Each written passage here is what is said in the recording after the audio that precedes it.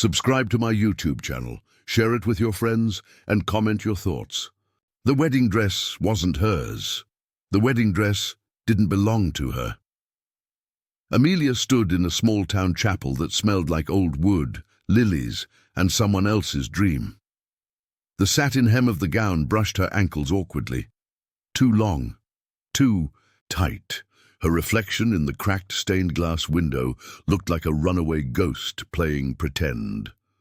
The dress had been meant for another woman, someone who had walked out the back door just an hour ago and never looked back.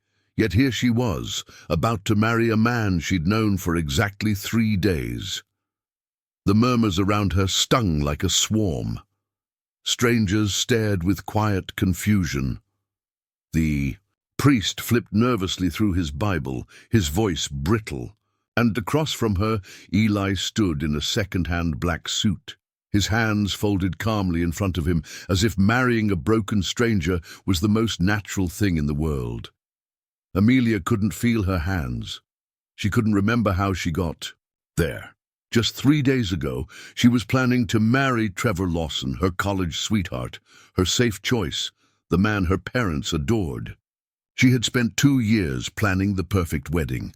Then, on the morning of her rehearsal dinner, she found a folded note on her kitchen table. "I can't do this, Amelia. I'm sorry. Don't look for me. No calls. No explanations. No Trevor. Everything." Unraveled at once, her mother cried, her father raged. Friends stopped texting, unsure what to say. Vendors demanded payment for a wedding that would never be. Amelia sat alone in her apartment for 48 hours, staring at the engagement ring as if it might whisper answers. And then she met Eli. It was by pure accident, or maybe not, that she stumbled upon him outside a 24-hour gas station. He was sitting cross-legged on the curb, strumming a beat-up guitar with a cracked neck. His clothes were dusty. His duffel bag looked like it had seen war zones. When Amelia walked past him, he didn't ask for money.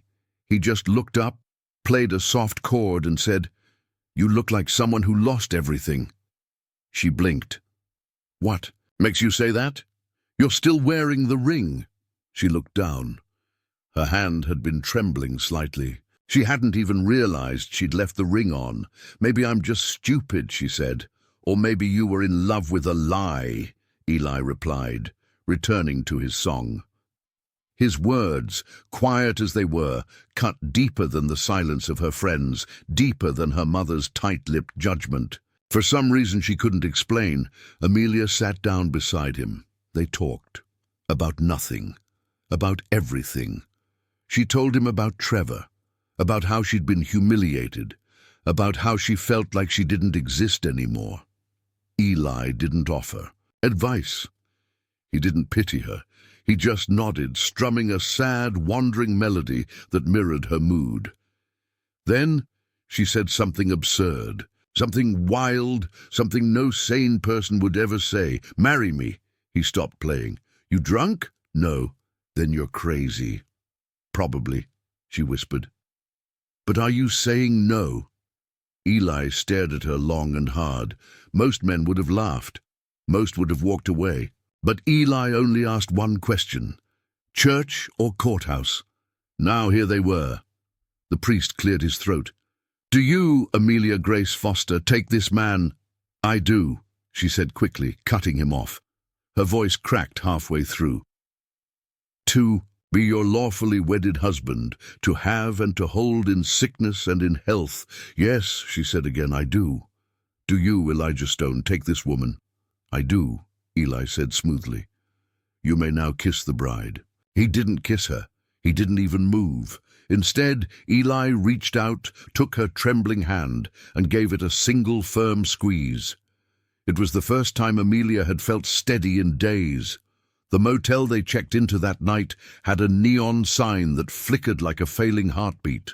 The room smelled like bleach, mildew, and regret.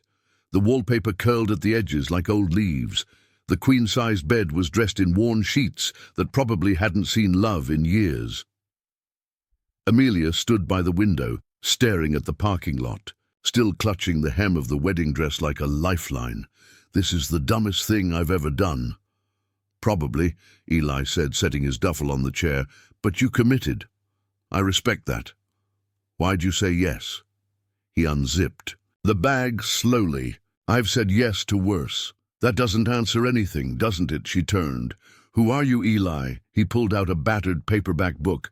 "Someone running from something, like you." She wanted to push, demand real answers, but her body felt too tired, her heart too full of bruises. She sat on the edge of the bed, the mattress squealing under her.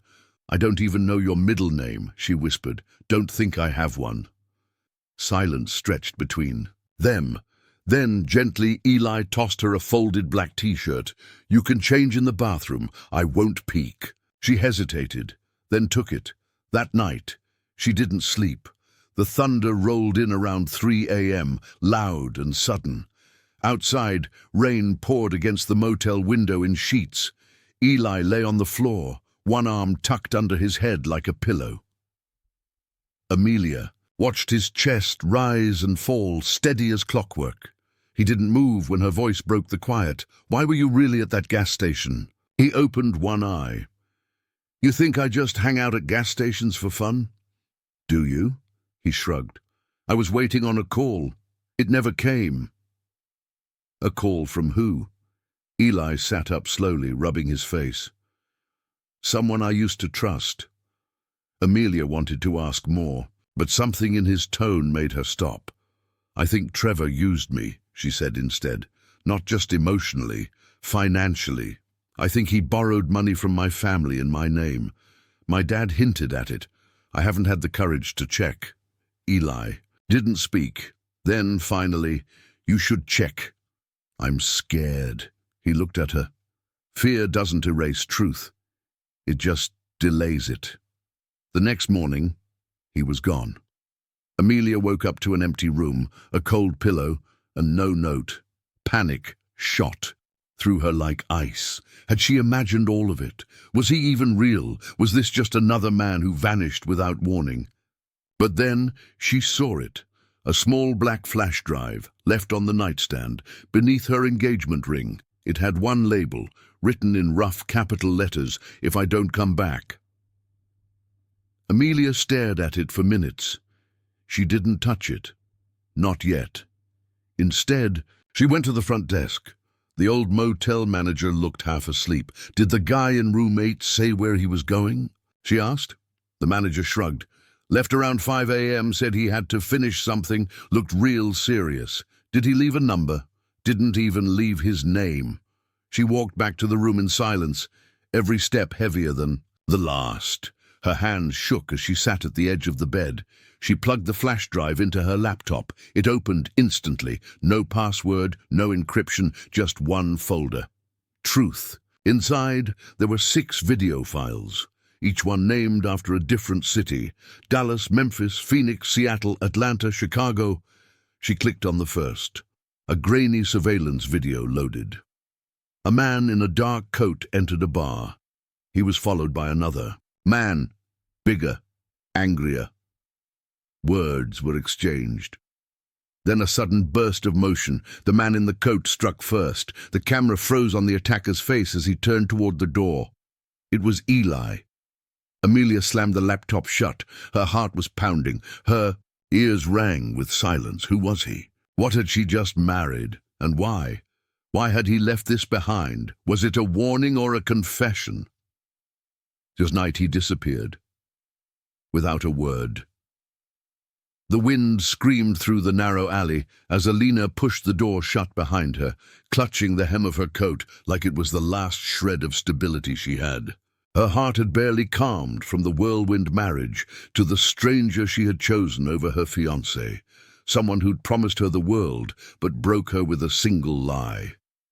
Now, only 3 nights into this reckless, impulsive union with Rayan, the quiet, poor man she'd met by sheer accident, something felt off. Rayan had vanished. No note, no call, nothing but his worn jacket slung over the arm of the couch and a flickering candle that hadn't burned long. The silence in the apartment screamed louder than any goodbye could have. She stared at the spot where he last kissed her forehead, tenderly, the night before.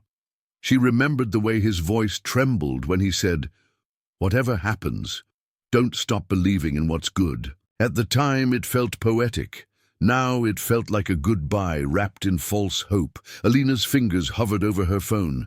She had no number for him, no last name, no social profile, just Ryan.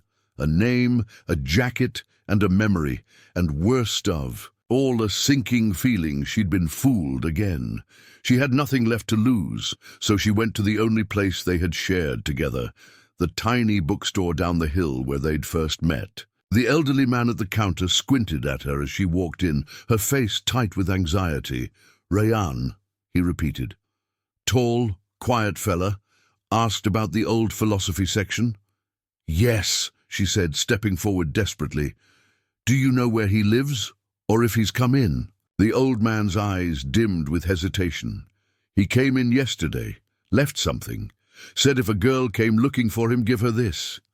He reached under the counter and pulled out a small, faded notebook. Alina took it with trembling hands. Inside were scrawled sentences, quotes, thoughts, pages of what looked like private reflections. One stood out on the first page. "Sometimes, to protect someone, you have to disappear before they start needing you too much." Her breath caught. Every part of her screamed that he was running from something or from her. But why? Back at her apartment, she sat on the floor, flipping through the notebook again. Each page gave her glimpses of a man far more complex than she had imagined. His words were poetic, filled with longing, pain, even guilt. No one ever sees the blood on a man's soul when he smiles too gently. "I wasn't born poor. I chose it. Wealth was my curse. Now I live trying to bury it." Alina read that line 3 times.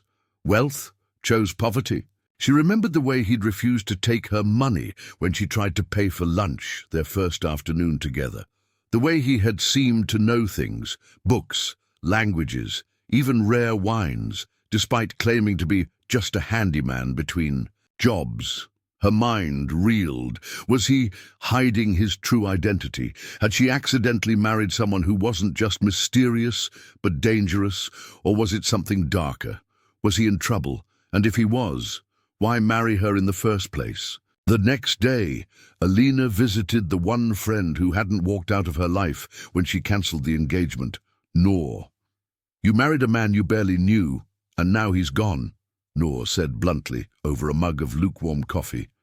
"Alina, this sounds insane even for you, I know. But something about him, his eyes, the way he looked at me, it felt real, like he saw me. Not the version my ex sculpted me into." Noor raised an eyebrow.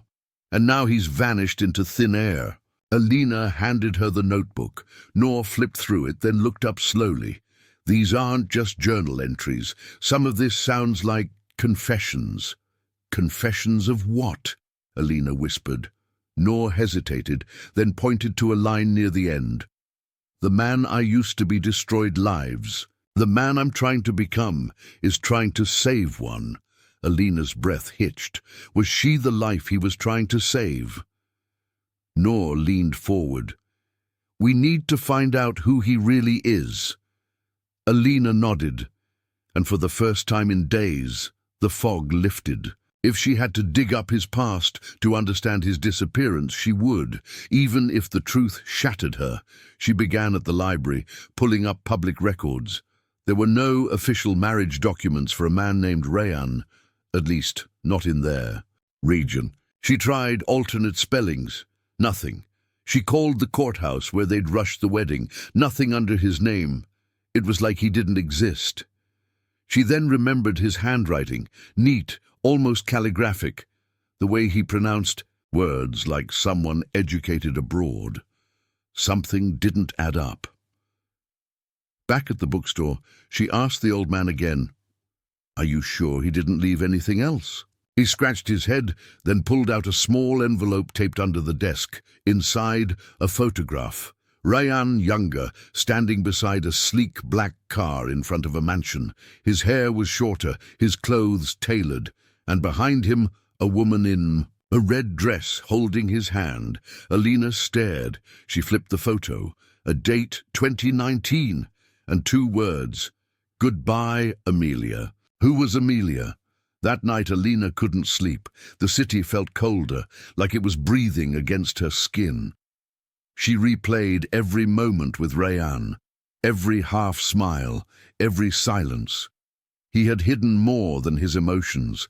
He had buried an entire life, and she'd walked right into it, heart first. Suddenly a noise by her window jolted her. She rushed to it, but saw only shadows. Her eyes scanned the alley below. Then, just as she was about to turn away, she spotted it. A red envelope, taped to her mailbox. Her hands shook as she tore it open. One sentence, "Don't trust Noor." The world tilted. She clutched the envelope to her chest, trying to catch her breath. Noor, her only friend, her only link to sanity. The door behind her creaked. She turned, expecting no one, but someone stood in the doorway. The letter beneath. The floorboard rain lashed the window panes like fingernails dragging across glass. Amelia stood frozen in the center of the dimly lit attic, her pulse hammering as she stared at the dislodged floorboard beneath her. She hadn't meant to find anything. All she'd done was chase a rat that scurried across her kitchen tiles, and, when it darted under the attic stairs, something in her gut insisted she follow. That's when her foot cracked a loose panel, revealing the corner of a weathered envelope beneath the splintered wood. With trembling hands, she reached for it. The envelope was brittle, almost like it had aged in silence. No stamp, no return. Address, just a single word in bold, slanted handwriting, "For her." Her breath caught. She wasn't sure if it was addressed to her or someone before her. But the moment her fingers slipped inside and pulled out the folded note, she knew it wasn't just a forgotten relic. If you're reading this, then you're in danger. He's not who he says he is, and neither am I. Amelia blinked hard. Her vision blurred not from dust, but from a piercing dread she couldn't place. Who was he? Was this about Liam? No, it couldn't be. Liam had been nothing but patient, loving, quiet, yes, mysterious, sure, but dangerous.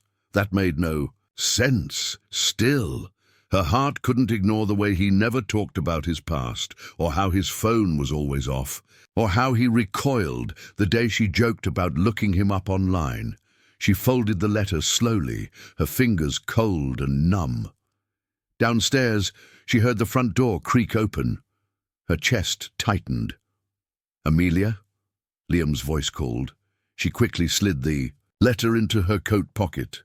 "Up here!" she replied, trying to keep her voice light. When Liam's head appeared at the top of the stairs, his expression softened. "I got caught in the rain," he said, shaking his wet coat off. "You okay? You look pale." "I just found an old letter," she said, "under the floor." His eyes flicked down to the loose board, and something changed. It was subtle, a tightening of his jaw, a flicker of calculation in his gaze. "Oh, what did it say?" "Nothing, just old stuff, probably from the previous owners." Liam nodded, but he stepped closer. "You should be careful. That attic's not safe. Rotting wood." She forced a smile. "I'll stay out of it." But her mind screamed, he knew. That night Amelia couldn't sleep. Liam was beside her, his breathing steady, but she couldn't shake the sense that she was lying next to a ghost. Every kiss he'd given her, every whispered, "I love you," now played like a rehearsed script in her mind. What had she missed? The next morning she made an excuse to visit town. She needed answers. She needed history. She walked into the public records office, her fingers clutching the photo she'd secretly taken of Liam's driver's license 1 week after their wedding. He hadn't noticed. He never would. He didn't care about details like that. He thought she was too in love to ask questions. The clerk, a middle-aged woman with half-moon glasses, typed the name into the system. After a moment, she frowned. "There's no Liam Ward in our database. No birth record, no tax filings, no employment history in this state." Amelia's chest tightened. "Can you check surrounding states?" The woman sighed, tapping a few more keys. "I'm sorry, sweetie, nothing's coming up." Amelia felt her stomach twist into knots. Could it be under a different name? "That's possible," the clerk said, eyeing her gently. "Did he change his name recently?" Amelia nodded slowly. "Maybe." Then the woman leaned in, her voice quiet. "If you think something's off, follow that instinct. I've seen women like you come in before. Don't wait till it's too late." Back at home, Amelia found Liam sitting on the porch, sipping coffee. His eyes narrowed as she pulled into the driveway. "Where were you?" he asked. Not accusing, just too calm. She smiled thinly. "Just needed some fresh air." He stared at her a beat too long, then nodded. "Dinner's inside. Figured you'd be hungry." Inside, the table was set, the smell of baked chicken and rosemary thick in the air, but Amelia couldn't touch her food. She excused herself early, citing a headache. Upstairs, she locked the door and sat on the edge of the bed, pulling out the letter once more. She turned it over. This time, she noticed faint imprints beneath the ink, like the pen had scratched another sentence, then been erased. She tilted the page under the lamp, her breath catching as the hidden words revealed themselves. "He'll come for you next, unless you run." That night she didn't sleep. She waited and listened. At 3:13 a.m., she heard the faint click of the attic door creaking open. Her body tensed. Then came the sound of footsteps, light, deliberate, crossing the boards above her room. Then silence. Then a slow descent down the stairs. She closed her eyes, heart slamming. Liam slid into bed beside her moments later, his skin cold from the attic air. He didn't say a word, neither did she, but she knew. Tomorrow she would leave, except she didn't get the chance. The next morning, Liam handed her a wrapped gift box. "Something I forgot to give you earlier," he said, smiling. Inside she found a necklace, or rather a USB stick shaped like a necklace. She stared at it. "What is this?" "Just something to remind you how much I trust you," Liam said, then added, "but also, what I hope you never use." He kissed her cheek and walked outside to chop wood, whistling softly. She closed the bedroom door and plugged the USB into her laptop. What loaded made her blood run cold, folder after folder of surveillance videos. Her in the market, her on a train 6 months before they met, her crying after her engagement had ended, her always alone. Then a folder titled The Plan. Inside, a detailed timeline of their entire random relationship. Where he would bump into her, what to say to gain her trust, when to suggest marriage. The last file, a photo of her sleeping, timestamp, last night, 3:13 a.m. She yanked the USB out and backed away like it had burned her. Suddenly the floor creaked behind her. She spun. Liam stood in the doorway holding a cup of tea. "I hope you didn't misunderstand what you saw." Her mouth opened, but no words came. He stepped inside, calm as ice. "You weren't supposed to. I find that yet. But now that you have, I guess it's time we talk." Amelia's hand moved instinctively toward the letter in her pocket, but Liam's eyes dropped there instantly. "You found her note too, didn't you?" Her breath hitched. "Whose?" He paused. "The woman who lived here before you, my first choice." "Choice?" she whispered, backing away. Liam smiled, his eyes far too calm. "You weren't random, Amelia. You were perfect." And then he closed the door. He wasn't who she thought he was. Rain pounded the broken roof of their small house as Anya sat frozen on the edge of the bed, her breath shallow, eyes locked on the envelope in her hand. It had arrived anonymously. No name, no return address, just her name, written in shaky letters. Inside a single photograph, it was him, Rayan, but not the Rayan she knew. In the photo, he wore a tailored black suit, stepping out of a sleek car that probably cost more than her entire village. He looked confident, commanding. Around him, men in uniforms opened doors and held umbrellas like he was someone important, maybe even dangerous. The background read, Verdun Holdings, Annual Executive Gala. Her fingers trembled as she turned the photo over. On the back, a date. 6 months ago. That was before she met him, before he showed up in her life as a poor, lost stranger with no money and no past. Everything inside her cracked at once. Her heart screamed in betrayal, while her mind scrambled for logic. Was this real? A cruel joke? A fake? But the look in his eyes in that photo, it was him, just a different version, the version he never wanted her to see. Just then the door creaked open. Rayan entered, wet from the rain, his eyes lighting up when he saw her. But that light instantly faded when he saw what she held. Anya, he whispered, as if her name had suddenly become too heavy to speak. Who are you? She asked, standing slowly, holding the photo between them like it could shield her. Who are you really? He didn't lie. He didn't deny. He just sighed and sat down, rain dripping from his jacket, forming a dark pool beneath his chair. I was going to tell you, he said softly.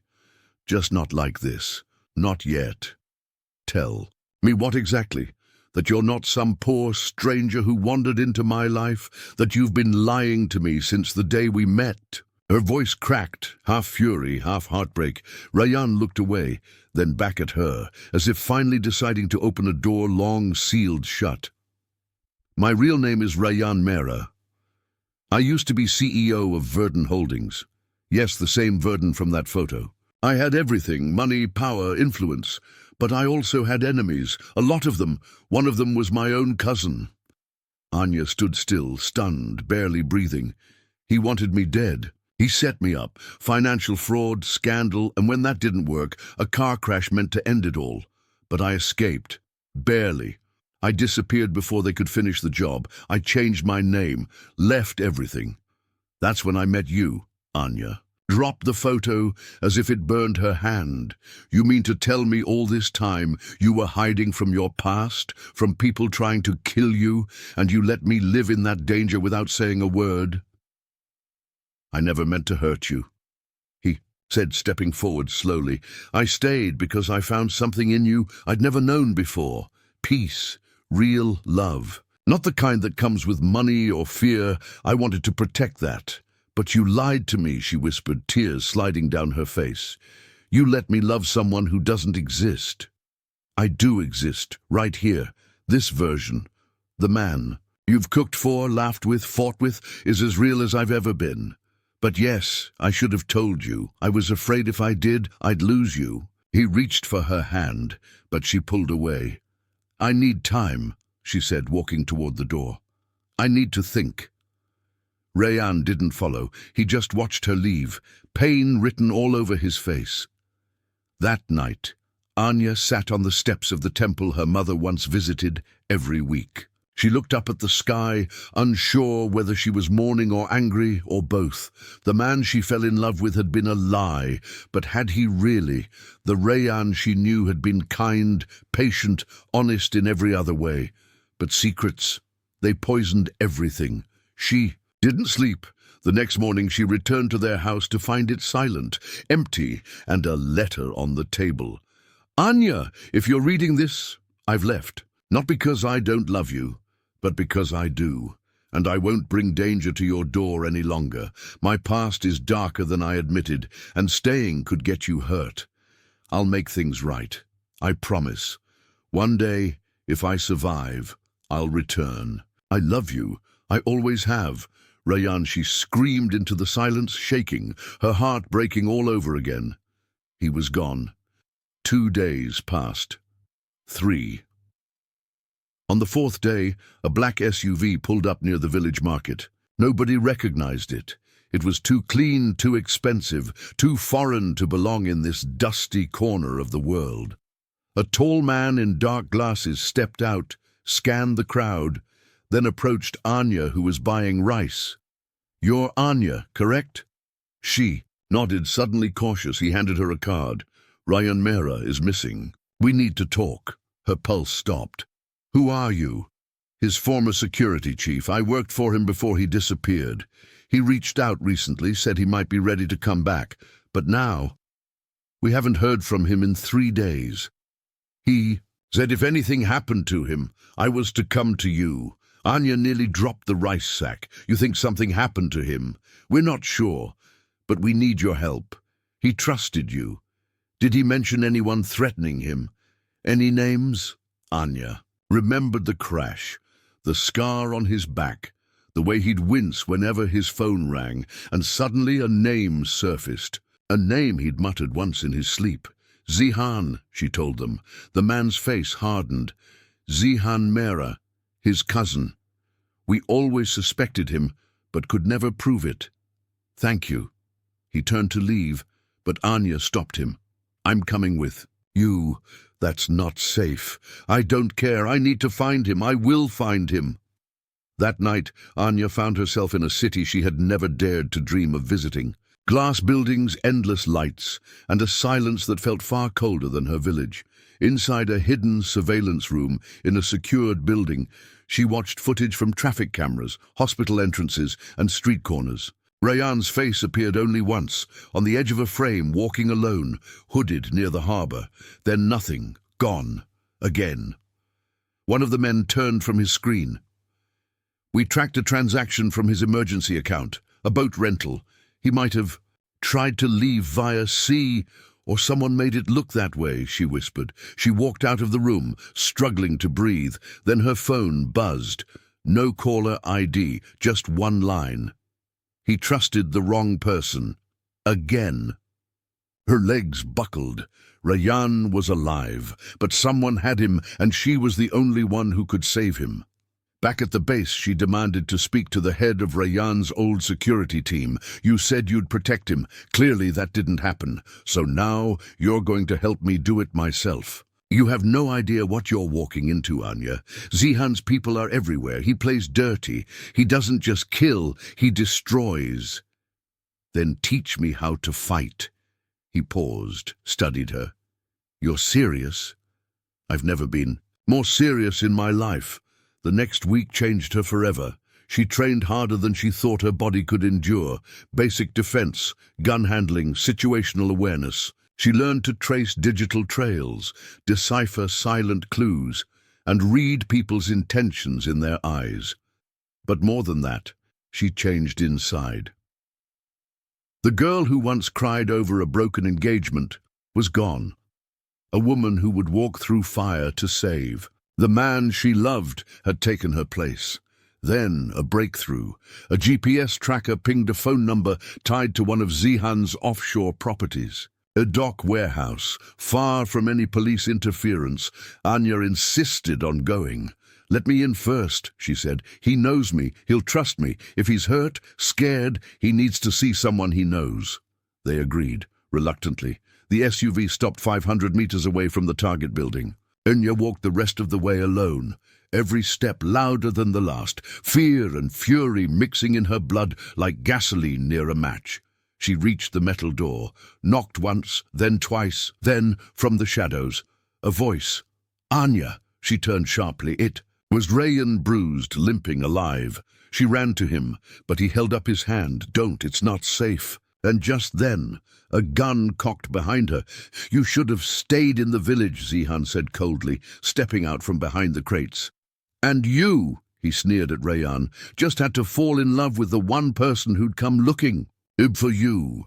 Rayan looked at Anya with fear in his eyes. I'm sorry, he whispered. I tried to keep you safe.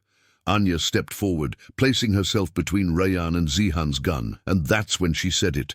No, Rayan. Now, it's my turn to protect you. Then a deafening sound cracked the air, and everything went black. The trap they walked into. The world returned to Anya in fragments. First, the sound of water dripping, then a dull ache in her ribs. Her wrists stung, her mouth was dry. She blinked slowly, trying to focus through the throbbing in her skull.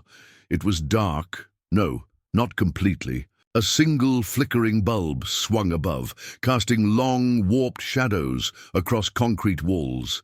She was tied to a chair. A rusted pipe leaked behind her. The air reeked of mold and old oil.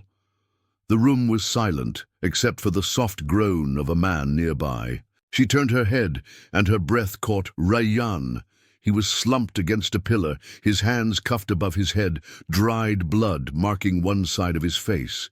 His eyes were closed, lips cracked, body limp, but he was breathing. Anya tried to speak, but her voice cracked. She swallowed the iron taste in her mouth. "Rayyan," she whispered. His eyelids fluttered, then he opened them. His head turned slowly. When he saw her, his eyes widened.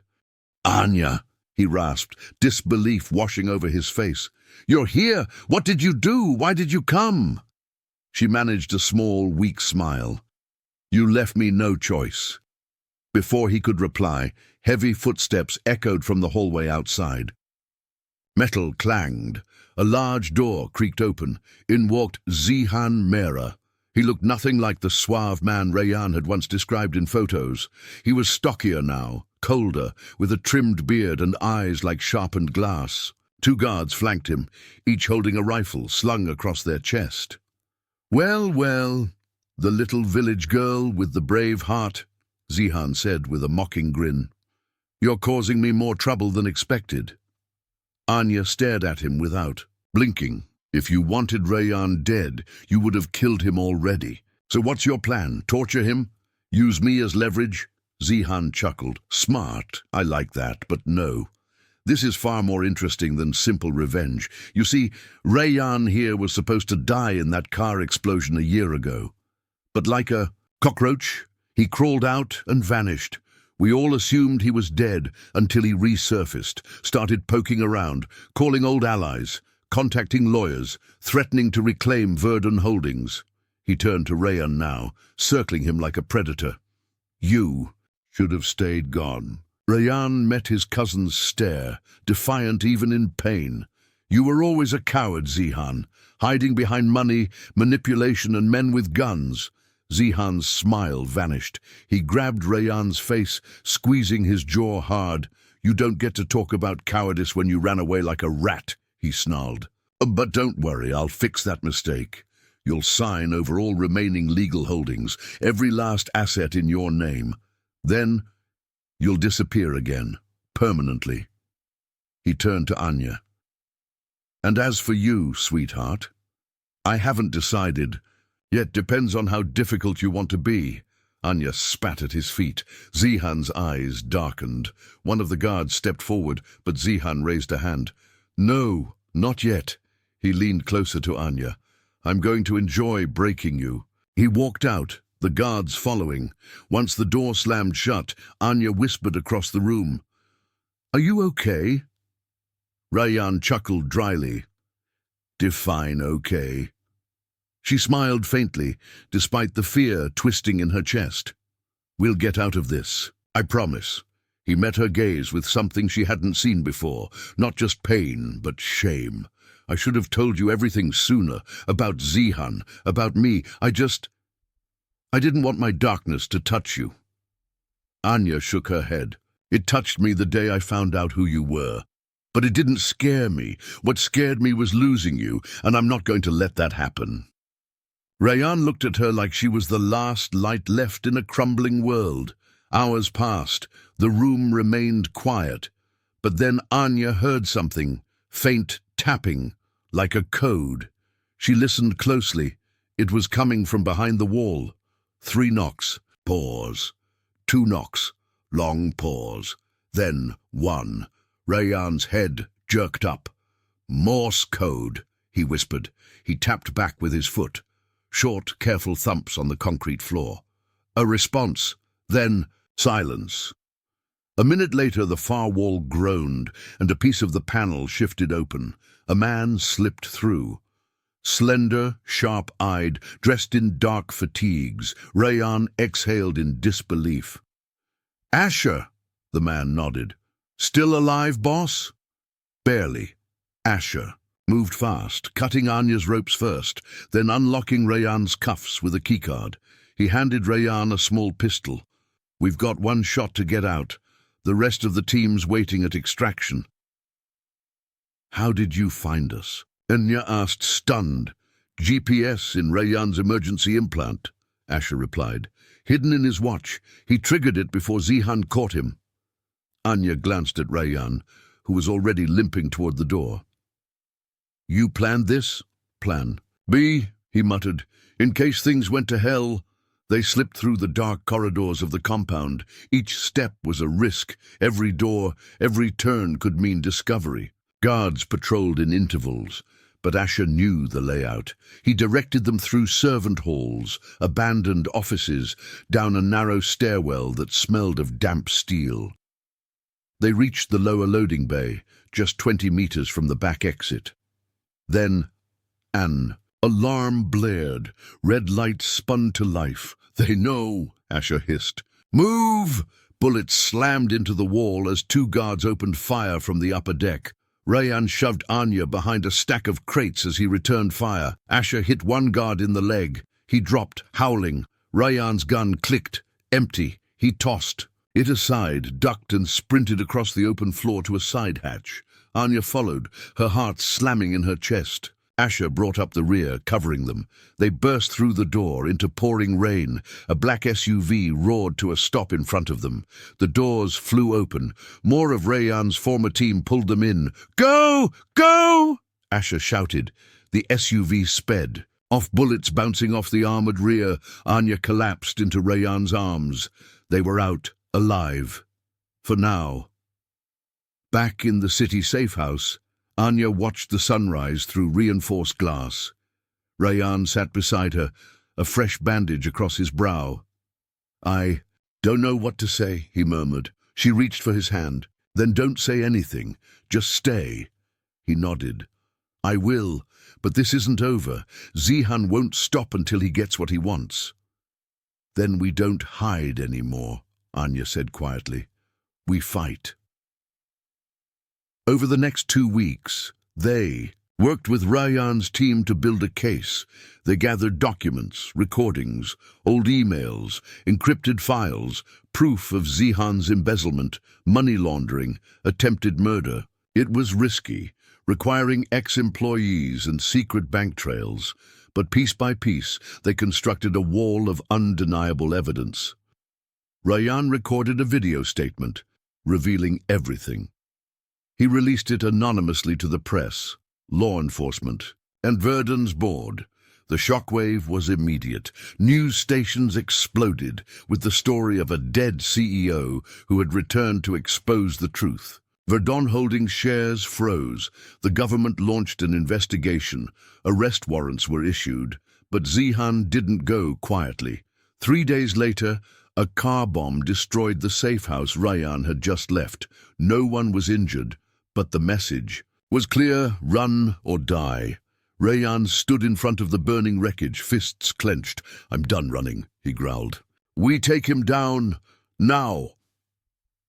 The final move came quickly. Using Zihan's greed against him, they planted fake financial records suggesting a $10 million account Rayan had hidden offshore. Money that could never be traced, never be taxed. Zihan took the bait. He agreed to meet the broker at a private yacht on the edge of the city. The broker was Rayan. Hidden cameras recorded every word. "I knew you couldn't resist," Rayan said, dressed in black again, the way he had looked in the photo Anya once held in her trembling hand. "You always needed more, even when you had everything." Zihan sneered. "You're going to regret this." He reached for his gun, but Anya stepped out from behind a pillar, holding hers steady. "Don't," she warned. Zihan froze, sirens wailed. The Coast Guard swarmed the dock. It was over. Zihan was arrested on live television. Rayan stood beside Anya as the cameras rolled. His hand found hers, and this time he didn't let go. Later that night, on the rooftop of the city tower, they stood looking over the skyline. "It's strange," Rayan said. "I spent so long building that world. Money, power, prestige. And it almost killed me. Anya leaned into him. What do you want now? He turned to her, eyes soft. You. She smiled. Then you better start building a life worth keeping, he nodded. With you, I will. But just as they walked inside, Rayan's phone buzzed, an unknown number. A voice whispered, You think it's over, but it's only just begun, Anya. Froze, Rayan stared at the screen, and everything they thought was behind them was still waiting in the shadows. Truth in the shadows. The night was silent, but it held its breath. Rayan stood in front of the floor-to-ceiling windows of their new safe house in Udaipur, overlooking the still waters of Lake Pichola. His reflection stared back, older, colder, but more awake than ever. Inya had fallen asleep on the couch behind him, the soft rise and fall of her chest the only rhythm in the quiet room. His phone lay on the table.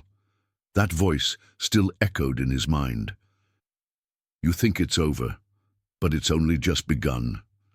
He had traced the number. It was untraceable, no voice recognition match, no clue, just a whisper wrapped in a threat. Rayan wasn't afraid, not for himself, but Anya. She was the reason he hadn't become a monster, the reason he'd clawed his way out of shadows and pain and chosen to live again. He wouldn't let her get hurt, not now, not ever. He turned from the window and walked quietly to her side, crouching down and brushing a lock of hair from her face. I'll be back soon, he whispered. Then he disappeared into the night. Rayan's contact in the cyber division met him at a dimly lit cafe in Jaipur. Tanvir, a thin man with thick glasses and a nervous twitch, handed over a tablet. This was taken from the drone footage the night of the yacht arrest. You asked. For all radio transmissions within 5 kilometers, Rayan nodded. And there was one anomaly, a private military frequency. It pinged for 2 minutes before the Coast Guard arrived. I pulled the audio. He pressed play. The voice was garbled at first, then clear. Confirm extraction of Zihan Mera unsuccessful. Directive Delta still in play. Maintain operation integrity. Asset 91 compromised. Rayan's jaw clenched. Asset 91? Tanvir nodded. I dug further. Old classified documents. Asset 91 was a term used by a Black Ops cell under Verdun Holdings' security wing. It was shut down 10 years ago. After an internal scandal, or so they said. Rayan's stomach sank. He knew the name. He'd buried it years ago. Project Umbra, an off-the-books intelligence operation funded by his own company, originally to neutralize criminal threats in high-risk zones. Except, like many things Zihan had touched, it had twisted into something else: blackmail, extortion, mercenary work, but it was dead, or so he thought. Asset 91 was the field alias of someone named Ishal Varma, Tanvir said hesitantly. She vanished 8 years ago, declared KIA during an extraction in Syria.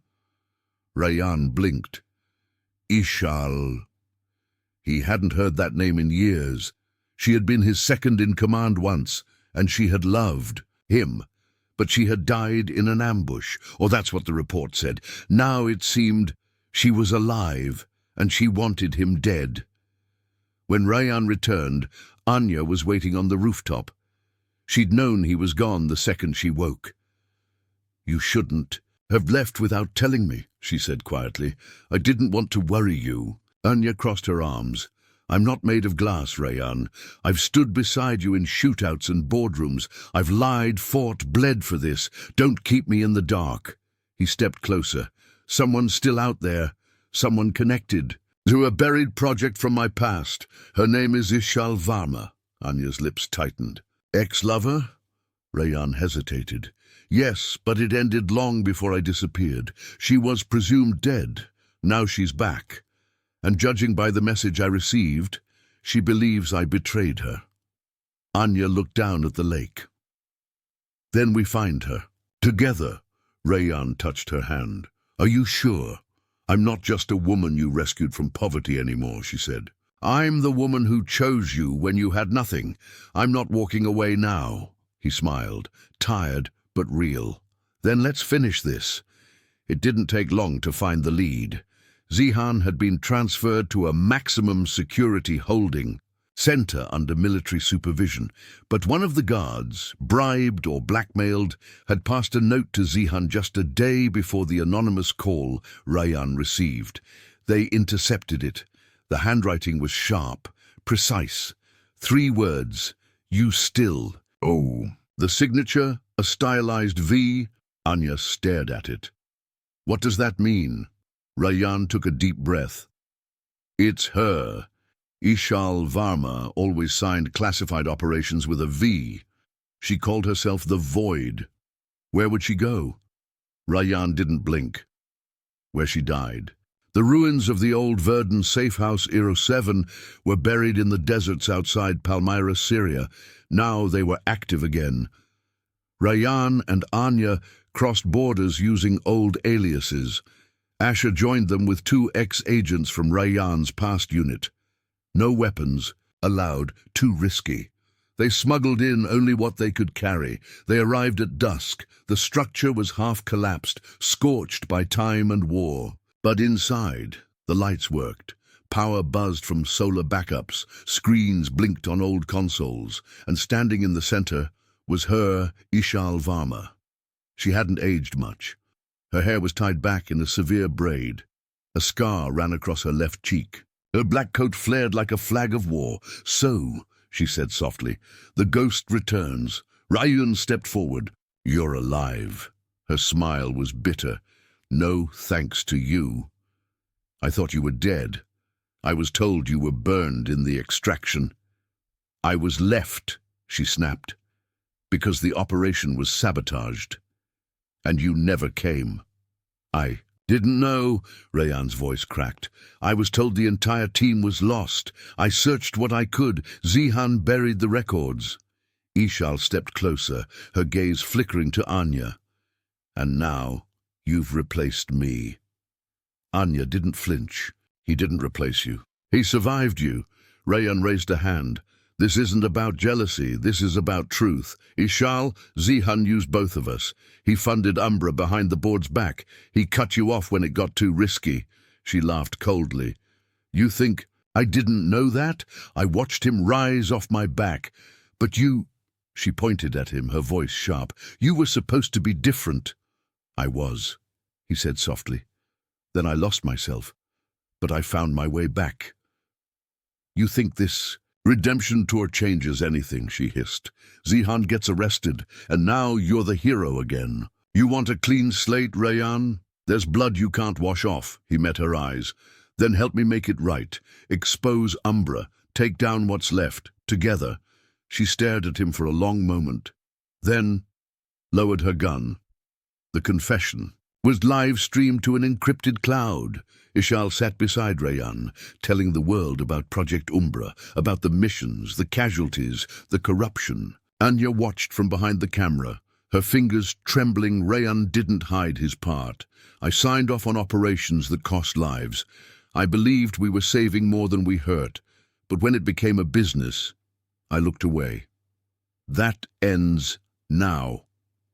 Ishal added, "The Verdun Empire wasn't just built on steel and tech. It was built on shadows, and it's time for light." The video went viral in 24 hours. The Verdun board resigned in disgrace. International arrest warrants were issued for dozens of names. And finally, Rayyan's name was cleared. Not by erasing the past, but by owning it.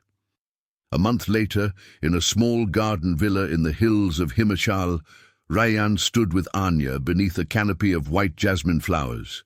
It was their wedding day. There were no celebrities, no media, just close friends, people who had fought beside them, bled beside them, survived beside them. Asher was best man. Ishal stood quietly at the back, in a pale sari, nodding once when Rayyan caught her eye. He knew she was leaving again, somewhere far, somewhere hidden, but at peace this time. The priest spoke the final words. Rayyan looked into Anya's eyes. "You were the one light I never expected," he said. "The only truth in a world full of lies. You saved me, not by changing who I was, but by seeing who I could be. Anya's voice trembled. You were never lost, Rayan. You were waiting for someone to remind you of the way home. They kissed. The guests clapped, and for the first time in years, the man who had lived in exile, hunted by shadows, finally stepped into the light. Epilogue. 1 year later, Verdon Holdings was rebuilt under a new name, Sanj Technologies, led by an ethical board and chaired by a new CEO, Anya Khan Rayan. They donated 40% of their annual profits to rehabilitation programs for war-torn areas and former intelligence agents. Rayan served as advisor, quietly in the background. Their son Aries was born in spring. He had his mother's eyes and his father's quiet strength, and though the world remained imperfect, their world was whole, because sometimes the truth that shatters you is the same truth that sets you free. End.